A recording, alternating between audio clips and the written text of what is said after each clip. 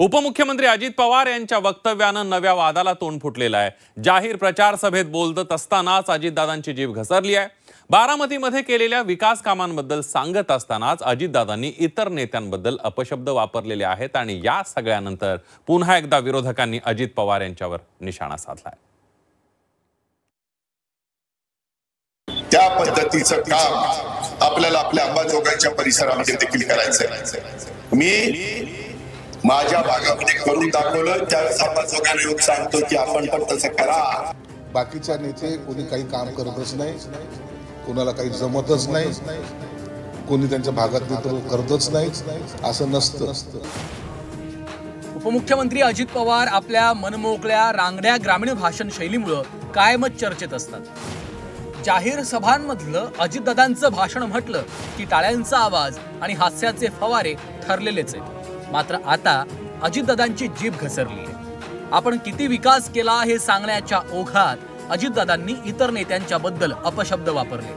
आपण बारामतीचा प्रचंड विकास केलाय, त्यामुळे आपल्याला बोलण्याचा अधिकार आहे, असंही अजितदादांनी म्हटलंय।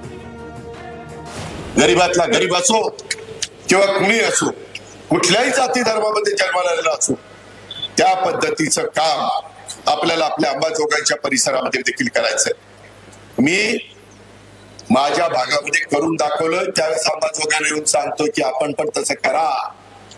बरेच पुढारी येतात, सांगतात असं केलं पाहिजे, तसं केलं पाहिजे, आणि त्यांची शहरं एकदम घाण बकालपाडा असतो, तिथं त्यांना सांगायचा अधिकार नसतो।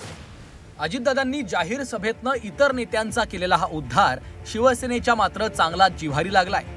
प्रत्येक नेत्याला आपला भाग प्रिय असतो, मात्र अजितदादांनी इतर नेत्यांबद्दल अशा शब्दांचा उपयोग करू नये असा सल्ला शिवसेनेनं अजित पवारांना दिला।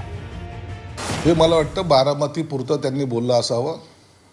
बाकीच्या नेते कोणी काही काम करतच नाही, कोणाला काही जमतच नाही, कोणी त्यांच्या भागात नेतृत्व करतच नाहीत, असं नसतं। प्रत्येकाला आपल्या मतदारसंघाचा विकास हवा असतो आणि प्रत्येकजण, मग तो कोणत्याही पक्षाचा असो, कोणत्याही याचा असो, गटाचा असो, तो आपापल्या पद्धतीने विकास करत असतो। नेत्यांना कुणाला उद्देशून त्यांनी बोललं हे थोडं पाहावं लागेल। जर ते त्यांच्या कोणत्या नेत्यांशी संदर्भात बोलले असेल तर तो त्यांचा अधिकार आहे, पण इतर नेत्याबद्दल त्यांनी असं वक्तव्य करता कामा नये। नुकतंच काही दिवसांपूर्वीही अजितदादांच्या एका वक्तव्यानं वाद पेटला होता।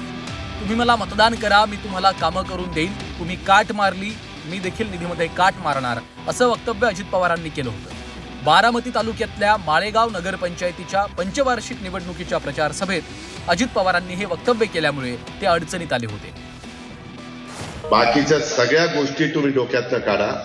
अजिबात तुम्ही मला 18च्या 18 उमेदवार निवडून दिले ना, मी तुम्हाला सांगितलेलं सगळं द्यायला तयार आहे, पण तुम्ही तिथं काट मारली तर मी पण काट मारणार।